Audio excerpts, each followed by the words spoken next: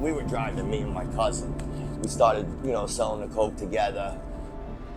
And he, I guess, went down the wrong road. He gets all hooked bad, hooked real bad. And he asked me, to meet him as usual. And when I went to go meet him, he came in a car with somebody else. And he got out the back seat. So that's when he just came over to me and just shot me. I'm Billy B. I'm an alumni at RCA.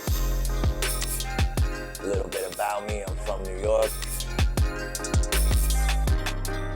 I, lost my aunt when I was 7. She got murdered in front of me. That's what happened when I lost her. So I couldn't live in a house in Brooklyn, so they moved me up to Bronx. Here we go.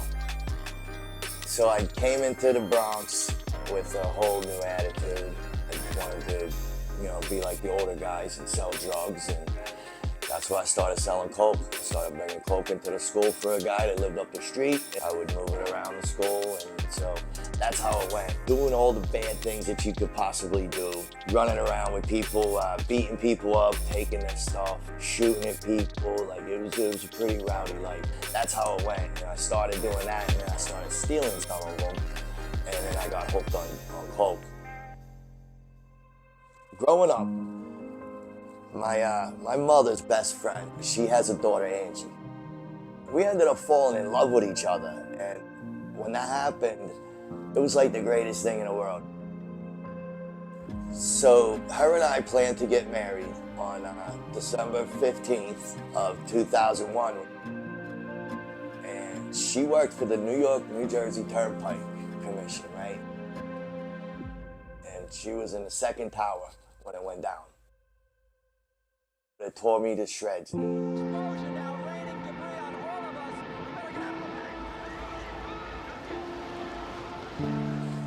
I started doing dope, and then dope became the thing that I had to have. Once I was hooked on the dope, forget about it, that was it. The rest of my life, I got caught selling the coke. I ended up doing 3.5 years in prison in New York, upstate. And from that point on, I just thought I was invincible to the street. Started driving coke around again after prison. So I would drive around from New York into Jersey, part of Trenton, and then from Trenton we would go to Kenzie in Philly. We were driving, me and my cousin. We started, selling the coke together. While I'm doing this, I'm starting to do it on my own, not so much with my cousin no more. And he, I guess, went down the wrong road. He gets all hooked bad, hooked real bad. And he asked me, to meet him as usual. And when I went to go meet him, he came in a car with somebody else, and he got out the back seat. So that's when he just came over to me and just shot me. And that was it, and took everything I had, threw me behind a dumpster, and I laid there for 8 days until my 19-year-old son found me. So I never want to ever go back to that street life again, and I always wanted to get out of it, I just didn't know how. I took a shot and thought maybe change my life around. RCA has done so much for me, and in so many ways, and it all started the day I walked in that door. It was scary walking in, but it was such a nice place. I'm like, wow. And as far as getting to this point where I want it to be clean all the time, is there's people who work at RCA who used to be addicts. Like, they made it. They're watching over us now, it's huge. My daughter, I had it with Angie, Samantha. When I was in rehab, they sent me pictures up on September 11th, when I was in rehab, of my daughter giving birth to my granddaughter. So she was born on the day her mother died.